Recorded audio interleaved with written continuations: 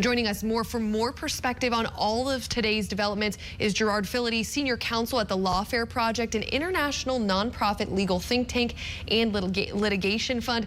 He also has expertise in public policy, national security law and policy, counterterrorism and international law. So this all very much in your wheelhouse. Gerard, thank you so much for joining us. First off, just wanted to start by asking your reaction to today's events. My reaction, I think the important thing to keep in mind is we're not talking about just rocket attacks. We're talking about barbaric acts of violence committed against the civilian population.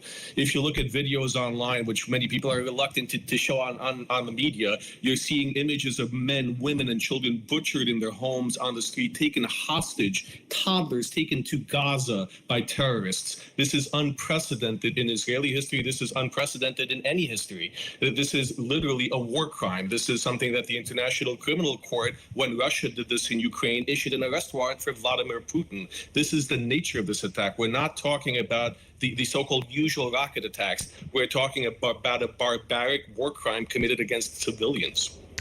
And all against the backdrop of a sacred holy holiday, a day where many people were, celebrating, taking rest, taking time with family. So no doubt only making it worse and even more of a surprise. And this attack raises significant questions about the intelligence capabilities of the Israeli government, because this was not predicted. Nobody was standing at the ready for this. Where do Israeli officials begin to investigate how such a well-coordinated attack seemingly happened without any knowledge?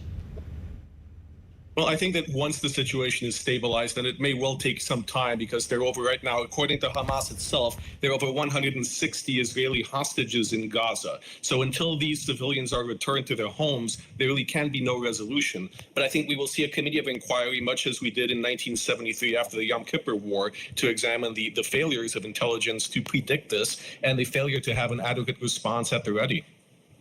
And as we've been talking about, this was a very deliberate and bold attack by Hamas, and nothing short of gruesome. That group has claimed responsibility, and they had to know an in-kind response would be coming.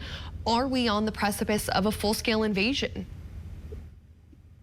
Well, that's not been taken off the table. This is something that we have seen over the years. Terrorist organizations take Israelis hostage, and Israel has not responded well to that. That's an affront to any civilized nation. But considering that we have men, women, and especially children taken hostage, I think an invasion cannot be ruled out. And this, I think, also bodes in a way well for Israel's relationship with other Arab countries, because this is such an abomination, such an insult to every major religion and morality to have women and children held as hostages, that I think that you will see a response from Israel that's more military than usual, and you will see support for that around the world.